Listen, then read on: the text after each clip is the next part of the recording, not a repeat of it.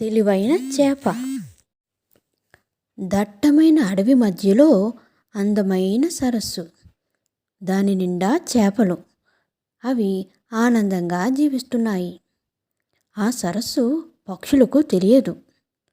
అకస్మాత్తుగా ఒకసారి అటువైపు ఒక కొంగ వచ్చింది.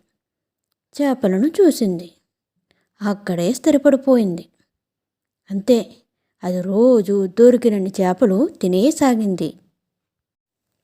ఆ చేపలన్నీ తమ భవిష్యత్తు ఏమిటా అని ఆందోళన చెందసాగాయి.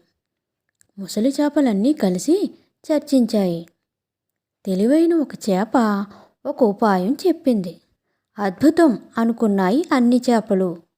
అప్పుడేం జరిగిందంటే, మర్నాడు చేపల కోసం కొంగ వచ్చింది. ఒక తెలివైన చేప ఒడ్డున బండ మీద కూర్చొని కొంగ వినేలా ఏడుస్తోంది. అయ్యో, ఆ నల్లత్రాచు మన చెరువులో విషం చిమ్మి అందరి ప్రాణాలు తీసేసిందే. నా స్నేహితులంతా చచ్చిపోయారే. చాలా చేపలు చచ్చిపోయినట్లుగా నీళ్ళ మీద తేలుతున్నాయి. ఆ తెలివైన చేప అప్పుడే కొంగని చూసినట్లు మొహం పెట్టి, అయ్యో, నువ్వు వచ్చావా?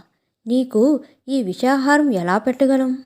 పోనీ ఒక పని చేయి, నన్ను తినేసి నీ ఆకలి తీర్చుకో మిత్రమా అంది విచారం నటిస్తూ. కొంగ వణికిపోయి ఎగిరిపోయింది.